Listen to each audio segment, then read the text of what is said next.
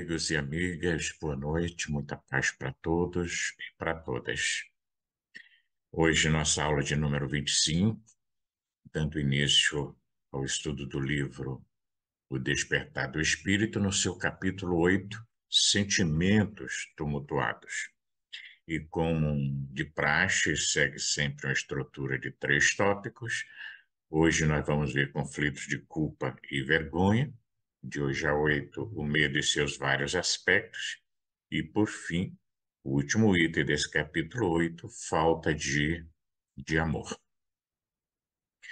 Esse tema da culpa ele é muito importante porque poderíamos assim dizer que muitas vezes, ou na maior parte das vezes, os nossos sofrimentos têm a ver com esse sentimento de culpa. E é isso que nós vamos ver aqui hoje nas reflexões propostas por Joana de Ângeles nesse estudo. E ela começa fazendo uma introdução do capítulo, afirmando que os sentimentos, eles são conquistas lentas, paulatinas, do nosso processo evolutivo enquanto seres humanos que somos e que vamos desenvolvendo conforme os fatores ancestrais que lhe predominam em a natureza, na condição de herança genética e, por consequência, né, das condições ambientais, como a família, a educação, sociedade, etc.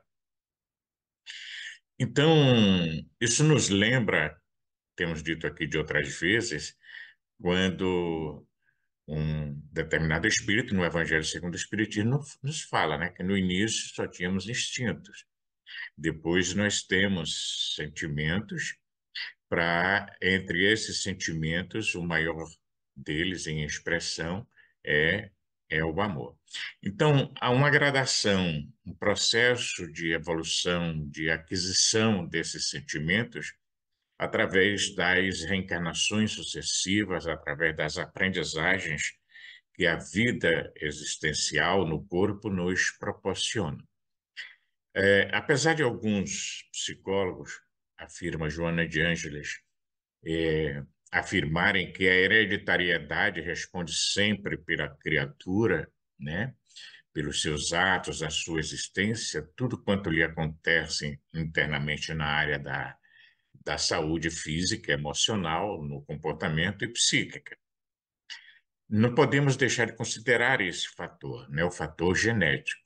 Mas até hoje os estudos na área da psicopatologia buscam uma percepção integrada, né, onde nem tudo é provocado apenas pela genética. Às vezes o ambiente proporciona condições para o desenvolvimento de determinadas situações, a educação, o ambiente, é, é, a vida social, comunitária do indivíduo.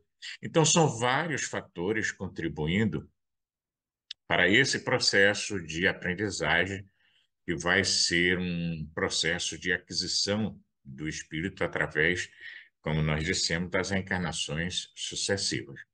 Então, de fato, como nós somos herdeiros de nós mesmos, poderíamos pensar assim que nós herdamos de nós mesmos e imprimimos no corpo que nós vamos usar na nova reencarnação as características necessárias conforme os hábitos construídos outrora, conforme as matrizes que trazemos no nosso perispírito. Então, vamos ter aquele corpo marcado geneticamente para as experiências de que nós necessitamos na atual existência. Então, apesar de, em alguns casos, essa marcação genética ser contundente, clara, extensiva, né? Mas não podemos deixar de levar em consideração, é o que ela propõe na reflexão, né? Os fatores de ordem familiar, social, né? A educação, a convivência com outras pessoas, onde tudo isso vai exercer uma certa influência.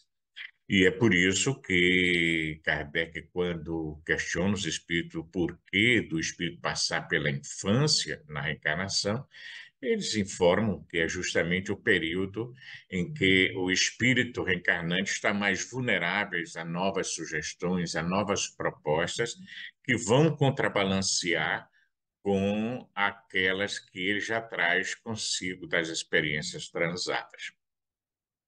É lógico que nenhuma nem outra, né, é um definidor definitivo de rumo, porque o ser é dotado de livre-arbítrio para fazer as suas escolhas ou fazer novas escolhas. Então, realmente, o ser humano é o resultado do seu comportamento anterior, poderíamos concluir assim, quando ele, em existência, portanto, passada, modelou esse futuro que nós chamamos de presente agora, né?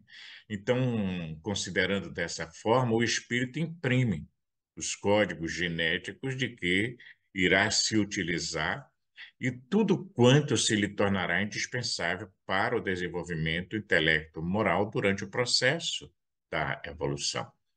No entanto, essa educação do lar, a educação da escola, o convívio social, né?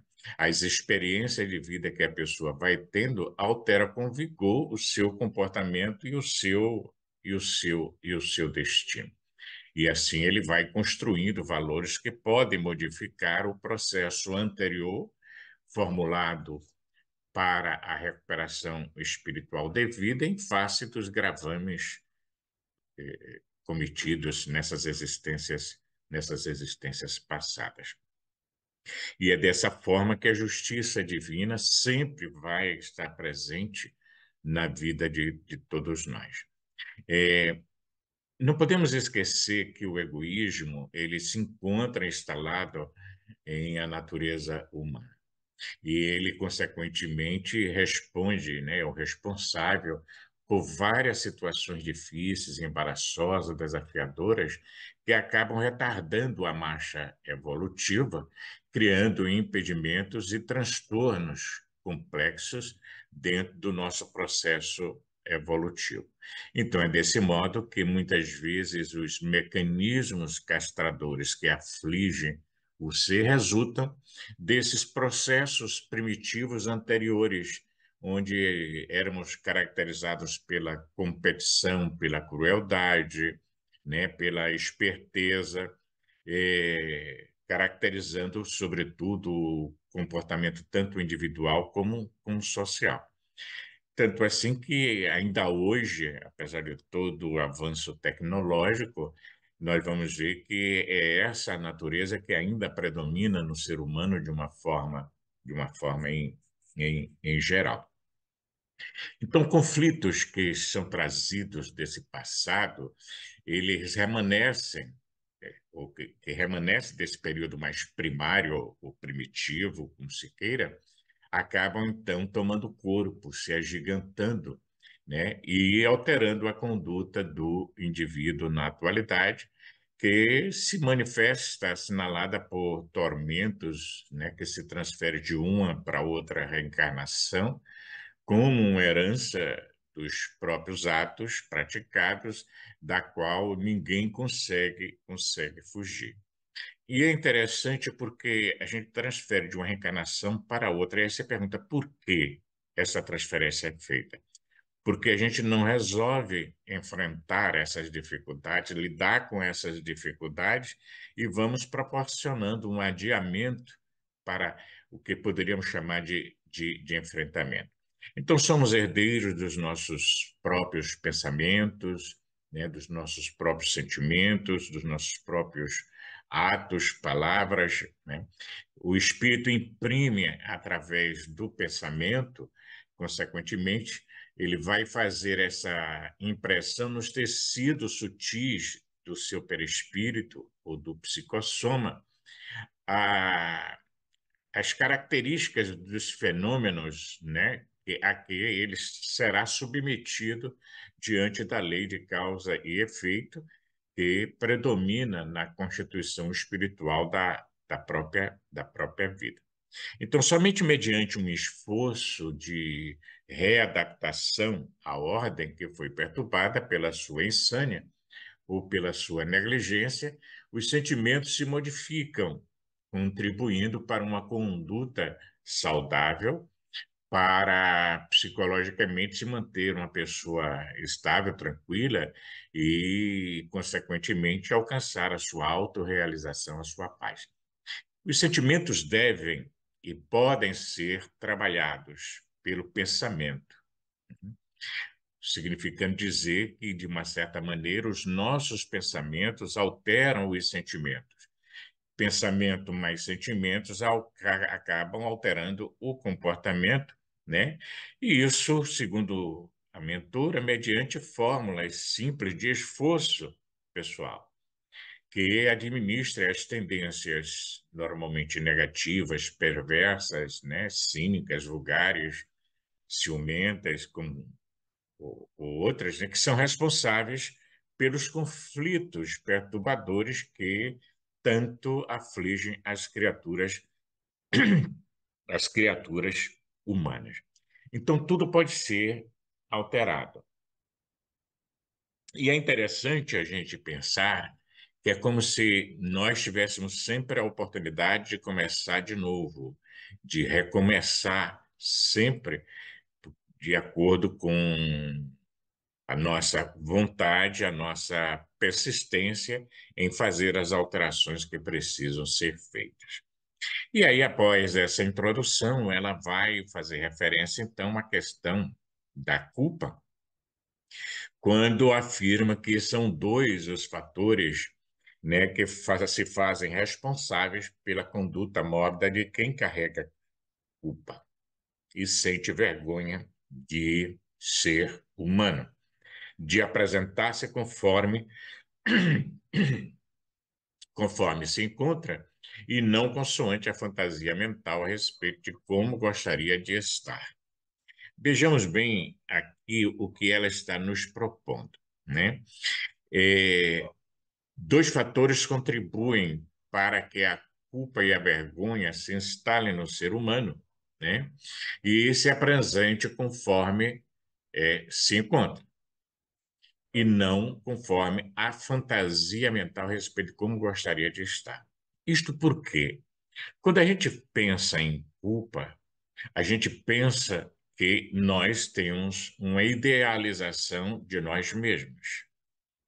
E aí, a culpa normalmente é um processo interno de autopunição, porque nós não temos a coragem, a capacidade de fazer o enfrentamento necessário para nos percebermos como nós estamos naquele momento.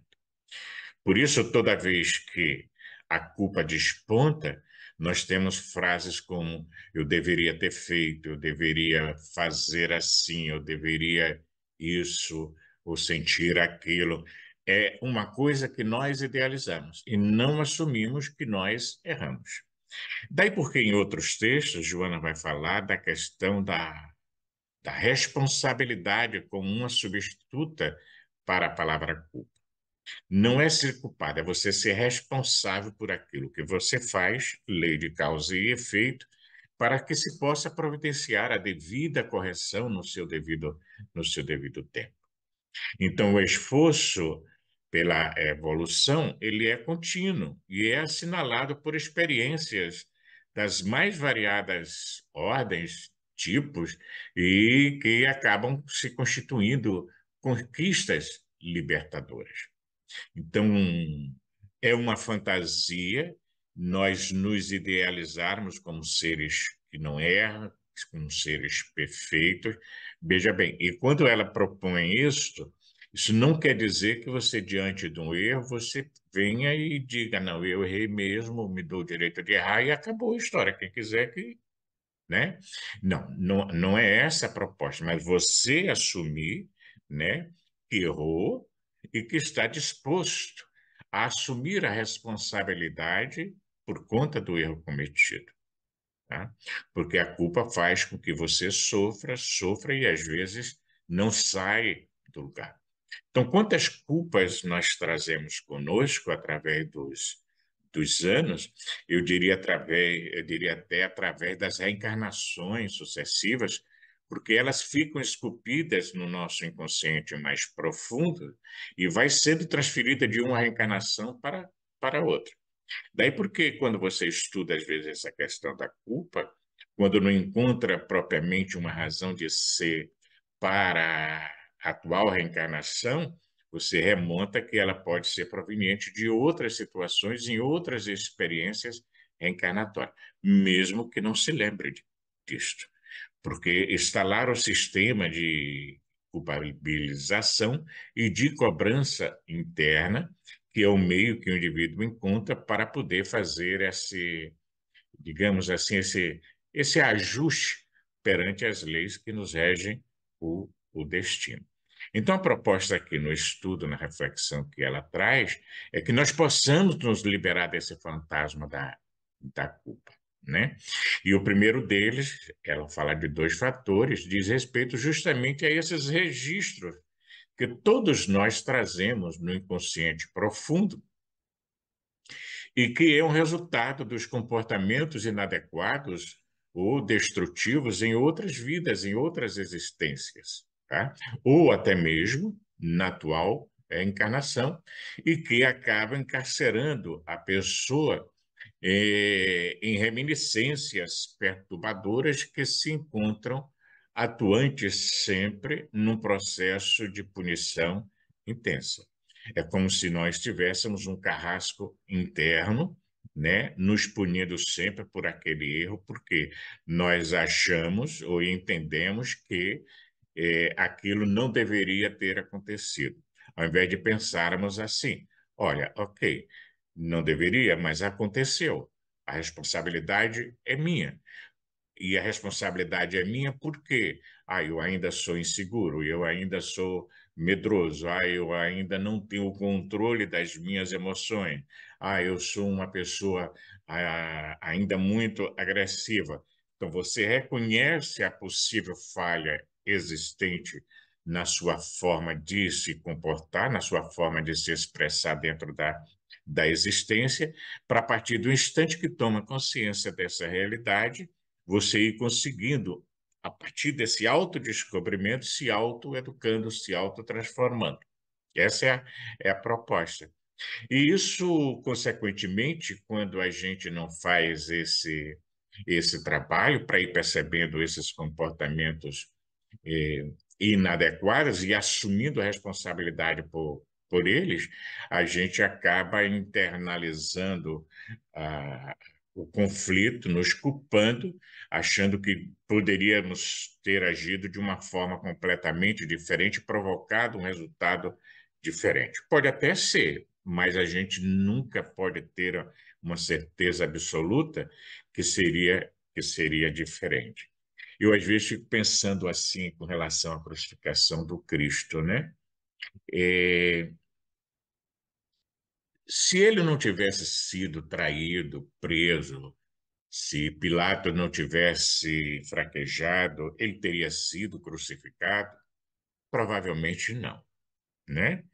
O Pilatos, com o ato de lavar as mãos, entrega ele, portanto, ao sacrifício. Mas se ele tivesse tido a coragem de libertá-lo, ok, o adiamento do sacrifício dele seria adiado. O sacrifício dele seria adiado. Mas teria que ser assim, porque era a conjuntura evolutiva daquele momento, né? Então, muita coisa poderia ter acontecido e não aconteceu. Por isso, o Evangelho diz, né? Ele próprio, Jesus, faz referência de que o pecado é necessário, mas ai por quem venha o pecado, porque estará sujeito a essa lei de causa e efeito. E, consequentemente, quando os sentimentos são controvertidos e acabam se mesclando com processos normais das atividades patológicas que o indivíduo traz consigo, acabam gerando situações de desconfiança, de revolta, de mágoa, de insegurança e assim por diante. Então, diz Joana que, inadvertidamente, o paciente experimenta a desagradável sensação de haver enganado a verdade ou agido erradamente sem que ninguém tivesse ideia do conhecimento dos seus atos enganosos. É por isso que fica esculpido na nossa consciência profunda e nós não nos damos conta, porque é uma forma dessa própria consciência nos cobrar aquele delito que ficou escondido, às vezes, de todos. Lembra o livro dos Espíritos, onde está gravadas as leis divinas? Na consciência. Então, porque se dissimulou muito bem, né, convicou, conseguiu negar o erro cometido, permaneceu a crença subjacente, consequentemente, de que, num ou no outro momento, ele pode ser descoberto, ele pode ser chamado à prestação de contas, né, pode ser desmascarado, né, tomba em descrédito e sofrendo, consequentemente, a zombaria de quem hoje lhe oferece confiança e amizade. É por isso que, inclusive, fazendo uma ponte com a questão da obsessão, os obsessores que nos conhecem desde ontem sabem os nossos pontos vulneráveis. E mesmo que nós não saibamos, eles sabem relembrar ocorrências ocultas, né, daqueles com os quais convivemos hoje. É por isso que em sessões mediúnicas, às vezes, eles, quando se apresentam, eles costumam dizer: eu lhe conheço, eu sei quem você é, hoje está querendo ser bonzinho, está querendo isso, querendo aquilo, mas eu conheço, né? E realmente conhece, num outro momento. Então, às vezes, é feito por ignorância ou como uma estratégia para desarmonizar aquele que hoje busca se conhecer e se libertar. Então, apertado, coimado pela culpa, a pessoa às vezes foge dos relacionamentos de qualquer natureza, cultiva, consequentemente, mau humor, começa a processar erradamente tudo aquilo que ouve, que vê, sempre considerando que as pessoas estão observando, estão de olho, estão querendo prejudicá-la, né? Considerando também que todas as queixas e reprimendas, advertências e observações que chegam até ela têm por meta simplesmente censurá-la, humilhá-la, estigmatizá-la, prejudicá-la de alguma forma. É lógico que isso, às vezes, é alinhado a outras questões psicológicas que a pessoa traga consigo.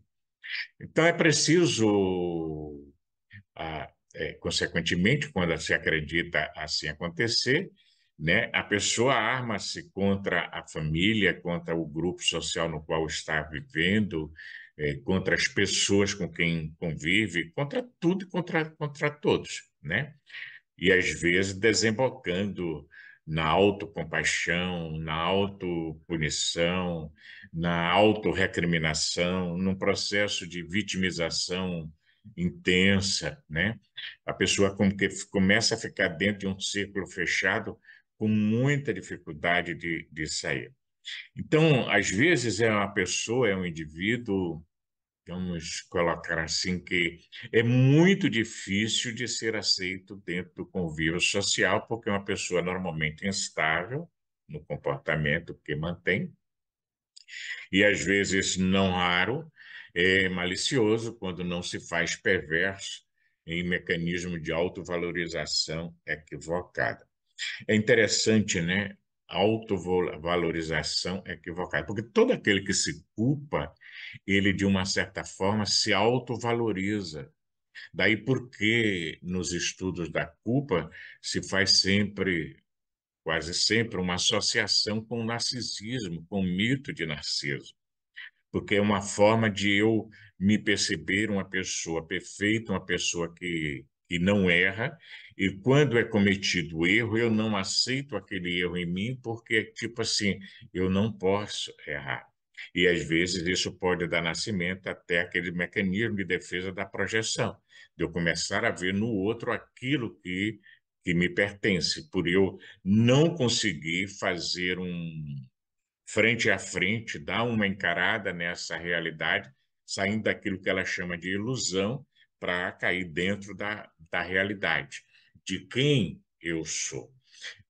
E de quem você é, não para ficar num círculo de culpa ou num complexo de culpa, mas você tomar a consciência do que foi feito, do que foi dito, de como se comportou, e a partir daí se dá o direito de errar, pela condição de humanidade que ainda é uma característica nossa, mas buscando seguir em frente, fazendo a devida correção daquele erro. E o segundo fator que ela propõe é deflui da ignorância ainda medieval, nele ainda remanescente, quando tudo quanto ignorava parecia ser algo que nos levava a esses processos de culpa, né? Porque era transformado em pecado, em erro, em imundície e assim por diante. Às vezes, pessoas há com dificuldades, até mesmo na área dos relacionamentos afetivos, dos relacionamentos sexuais, por trazerem impressos no seu subconsciente essas impressões de pecado, de imundície de outras existências, sem entender muito bem o que acontece na atualidade no que diz respeito àquele comportamento, àquela dificuldade que se apresenta. Portanto, aí vai gerar, consequentemente, né, a vergonha de si mesmo, assomando hoje como sinal de permanência emocional naqueles tempos sombrios da intolerância religiosa, familiar, educacional, e considerando às vezes muito vulgar, promíscuo, sujo, tudo aquilo, todo aquele comportamento menos adequado ou mais primitivo. Às vezes, pessoas que têm a vergonha, né, de se desnudar, isso é muito mais comum no sexo feminino, diante do companheiro, né? Às vezes, uma certa culpa por estar praticando o sexo, mesmo que o pratique, mesmo que seja prazeroso, né? Então a pessoa começa a ter conflitos que precisa aí saber elaborando. Daí porque um dos meios de se libertar da culpa é através, segundo a própria Joana sinaliza, o autoconhecimento, o autodescobrimento. Então, apesar de todo esse conflito, ela prossegue mantendo a mesma conduta irregular, né? Às vezes através de um comportamento que permanece oculto e às vezes, ou normalmente, repleto de culpa. Mas é aquela culpa onde você não assume o que fez, né? Porque não admite, é tido como um erro, como um pecado, como um equívoco, e você mantém aquilo escondido com um medo constante de ser descoberto, de ser percebido, né? E isso gera um conflito, um gasto de energia desnecessário. Mais uma vez, é você se assumir como você está no momento para se tornar melhor. Mais uma vez, repetimos, quando a gente diz que é você se assumir como você está, não é um processo de acomodação à situação em que se encontra. É um processo de conscientização de onde você está e onde você pretende chegar. Porque, às vezes, a acomodação é apenas um processo de relaxamento interno para você querer justificar a conduta indébita que, porventura, ainda possua. Tá? Então, é importante porque a gente traz culpas as mais diversas, né? Quantas vezes, certamente, vocês aqui que estão nos prestigiando, nos escutando, nos vendo, né? A lista é grande, né?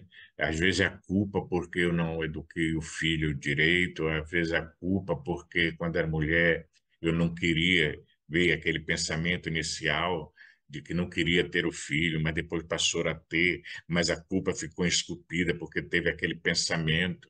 E olha como a culpa é terrível. Ninguém sabe, só ela sabe desse pensamento que teve naquele instante rápido, mas se amanhã ou depois o filho ou a filha tem uma situação mais problemática dentro da existência, o que é que passa a acontecer? A pessoa pode achar e associar que é porque teve aquele pensamento, porque foi um filho, uma filha que não foi desejado, não foi querido no início, mesmo que depois tenha sido muito amado ou amado.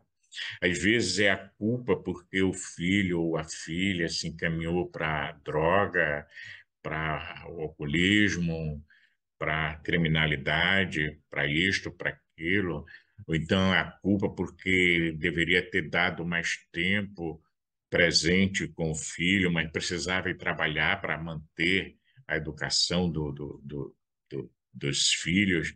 Então, são muitos itens, né, da nossa existência que às vezes nos remete a esse sentimento de culpa que se torna uma coisa devastadora, porque enquanto a pessoa não resolver fazer esse enfrentamento, esse autodescobrimento, entender esse processo como ele funciona, ela continua martirizada por anos e anos a fio.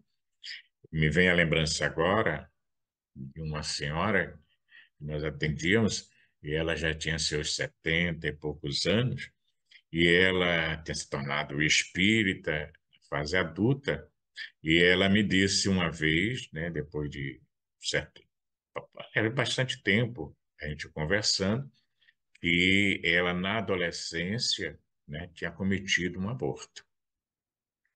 E ela tinha feito uma culpa, carregava isso com ela até aquele momento, porque nunca tinha dito nada a ninguém sobre isso. E era a primeira vez, a primeira pessoa a quem ela confidenciava essa culpa que trazia. É por isso que Jung, né, usa a expressão você, de uma certa forma, confessar-se. O processo terapêutico, às vezes, é um processo de confissão. Assim, lembrando, como tínhamos antes na Igreja Católica, a confissão para liberar o indivíduo das culpas que trazia consigo através das penitências. Então, é importante, nesse processo de autodescobrimento, né, você procurar um familiar, um amigo, ou a própria terapia, para o atendimento fraterno na casa espírita, para poder você conversar sobre aquilo que domina o seu coração no que diz respeito a essa questão de culpa. Primeiro, identificar, aceitar a existência dela, para a partir daí, então, saber o que vai fazer com ela. Então, a questão fundamental é justamente porque do nosso ego resistir à pressão ou submeter-se, né, a essa pressão interna, a esse conflito interno. Então, de tal maneira que essa ocorrência pode ser profunda, funesta ou superficial e temporária, de acordo com a intensidade e a continuidade da conjuntura estressante que cada um traga consigo. Porque às vezes ela é capaz de dividir a unidade da personalidade, o seu equilíbrio, e a pessoa pode até desembocar numa conduta esquizofrênica, tá? É, e se isso continua, se isso se intensifica, né, pode chegar ao ponto de danificar as comunicações neurais, né, é, gerando, consequentemente, uma cisão da personalidade, né, para uma crise nervosa que pode chegar a um verdadeiro colapso. Pior, no entanto, que a gente poderia pensar, vivido muitas vezes pelas pessoas de uma forma em geral, né, é aquelas situações vividas pelos pais e que se expressa pela indiferença em relação à criança, aos filhos, dando-lhe a ideia de que é um ser invisível, inexistente. Então, na verdade, é uma crueldade, né, executada normalmente pelos adultos e que fere profundamente ou inibe e faz com que o indivíduo perca até mesmo o sentido existencial, o significado psicológico da sua existência. Eu costumo pensar assim, já temos dito em outras oportunidades, todos nós temos uma criança ferida dentro de nós. Nossos pais deram o que eles tinham para nos oferecer, Nós é que às vezes queremos mais do que tinham ou têm para dar, e aí compete a gente compreender, quando vamos despertando para esses valores, e a gente vai aprendendo também nas constelações familiares que devemos um grande respeito a quem veio antes. E os pais, ou quem cuidou de nós, eles vieram antes de nós. Então, é confortador e significativo você pensar, né? Eles deram o que tinham para dar. Você percebe o erro cometido por eles, mas você compreende, né? Você perdoa, você tem compaixão e busca fazer diferente enquanto pai, enquanto mãe. Então, toda criança que sobrevive psicologicamente a essas agressões físicas ou morais, emocionais, né, com quem convive, muitas vezes elas têm uma capacidade de resiliência grande e conseguem uma autossuperação. De outras vezes ficam marcadas para sempre, né? E isso provocando o surgimento de conflitos os mais diversos que vão interferir na sua vida adulta até o momento de elas buscarem esse autodescobrimento, esse, esse, essa autotransformação. Então, a culpa tem a ver com os pensamentos, palavras e ações tidos como errados, tá?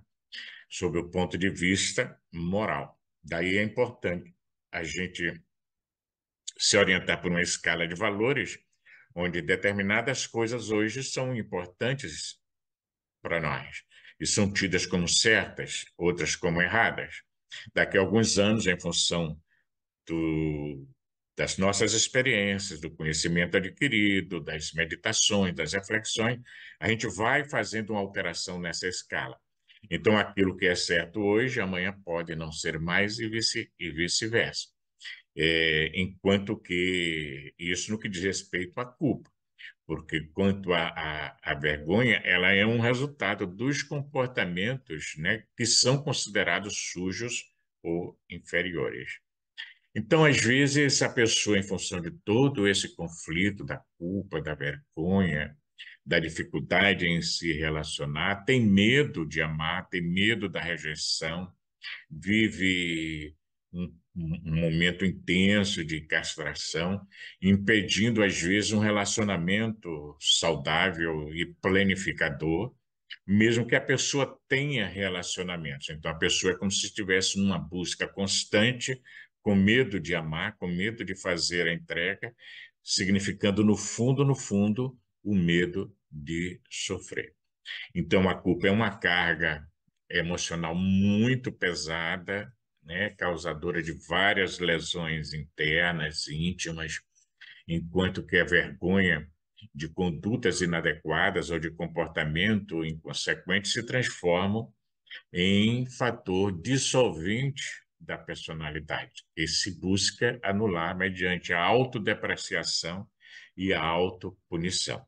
E às vezes as pessoas perguntam assim: mas por que tem gente que faz isso e aqui não sente culpa nenhuma? Às vezes ela está justamente nessa ocultação porque não quer lidar com essa realidade como se encontra. E acha que aquele caminho é o certo, é o correto naquele momento. Num outro, né, que seria aquele momento da parábola do filho pródigo, né, do cair em si. Então, quando você cai em si, você percebe onde se encontra, o que fez, os equívocos, e quer fazer esse retorno à casa paterna, simbolizando aqui o retorno à orientação das soberanas leis que nos regem a vida. Então, às vezes, a intolerância para com atitudes tidas como imorais ou sujas, às vezes é um resultado de conflitos internos daquele que assume essa postura de estar vigiando o outro, vigiando os outros, não aceitando isso, não aceitando aquilo. Eu costumo dizer assim: aceitar o outro como o outro está não é concordar com ele. Veja que Jesus aceitava todos que iam buscá-lo. mesmo que não concordasse com ele. Aceita até Judas, sabendo que ele iria traí-lo. O que não significa que ele concordasse com a atitude de Judas. Então, aceitar é você compreender o momento de consciência, o momento evolutivo do outro, sem julgá-lo, porque você já esteve ali naquele lugar e não se lembra, ou poderá estar, quem sabe, né? Então, normalmente a gente se norteia por determinadas normas de conduta dentro da sociedade, o que é certo, o que é errado, o que é bom, o que é ruim, né? E a gente quer que todos se enquadrem nesse perfil do que nós entendemos como sendo a pessoa certa, a pessoa errada, a pessoa boa ou a pessoa má, quando devemos entender todos e aceitar todos como eles estão no seu momento evolutivo, né? Então, ela vai finalizando as reflexões, o estudo, afirmando você se aceitar, né, como está, aceitando o corpo, suas funções, sem um sentimento de vergonha. Quanta gente tem vergonha do próprio corpo, se acha feia, não trabalha para a percepção de traços, né, de beleza interna. Veja bem, não vamos cair na ilusão. Não, eu me acho linda, me acho. Não. É você, conforme os padrões da sociedade em que você vive, você vai se perceber. Não, não sou uma pessoa de grande beleza, mas eu tenho traços belos dentro de mim e você vai identificar que traços são esses. Apesar de que há pessoas que isso é tão intenso que ela não consegue fazer a leitura, a percepção de nada físico que lhe agrade. Mas é preciso descobrir, porque sempre temos alguma coisa, e quando nós não temos no físico, nós temos no aspecto moral ou emocional. Então, aceitar-se como você está no presente momento, da mesma forma, assumindo a culpa e trabalhando com naturalidade, né? O sentimento de perdão e compreensão aos pais e aos fatores, né, que trabalharam para a sua instalação, facultando-lhe o desaparecimento paulatino até a total desintegração da culpa. Então, é importante que, de alguma forma, todos nós, afirma Joana de Ângeles, e isso é importante, né? Experimenta sentimento de culpa. Já experimentou, mesmo que não experimente mais hoje, mas já experimentou, pode vir a experimentar, ou de vergonha. E isso faz parte, afirma ela, do nosso contexto social no qual nós nos encontramos, faz parte do nosso processo de aprendizagem da evolução, porque aprendemos através do erro e do acerto. Aí lembrando Kardec, né? Erro, arrependimento, expiação, reparação. Veja que ele dá uma sequência, né? Ele não fala em nenhum momento de culpa, de você arrepender-se. O arrependimento implica, consequentemente, em você sofrer porque percebeu que se equivocou, que errou, mas não fica ali no sofrimento ou na culpa. Você vai para a devida reparação daquele erro que, porventura, tenha sido cometido.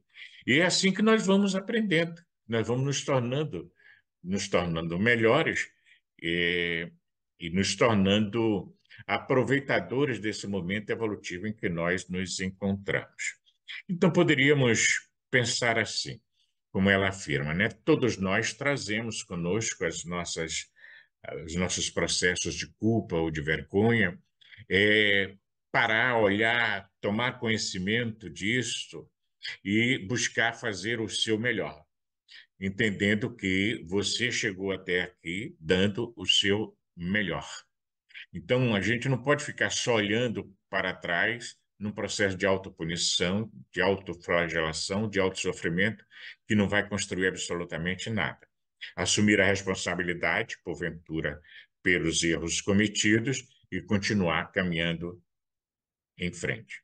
Já se tem outra oportunidade, dois grandes exemplos disso do Evangelho, que é Paulo, né, que fez lá os seus processos internos de conflito, mas levantou-se e seguiu adiante. E a outra, Maria de Magdala. Se nós pensarmos em fazer a mesma coisa, ao invés de ficar lamentando o erro cometido e exigindo uma perfeição que não é nossa ainda, né? E admitir, olha, errei, me dou o direito de errar, vou procurar consertar. E segue adiante, né? Não para cometer o mesmo erro, mas para cometer erros diferentes, como disse alguém. E assim nós vamos nos liberando cada vez mais dessa culpa que nos pune para podermos construir a nossa autorrealização e a nossa própria paz. De hoje a 8 estaremos de volta refletindo sobre o medo. Muita paz para todos e para todas.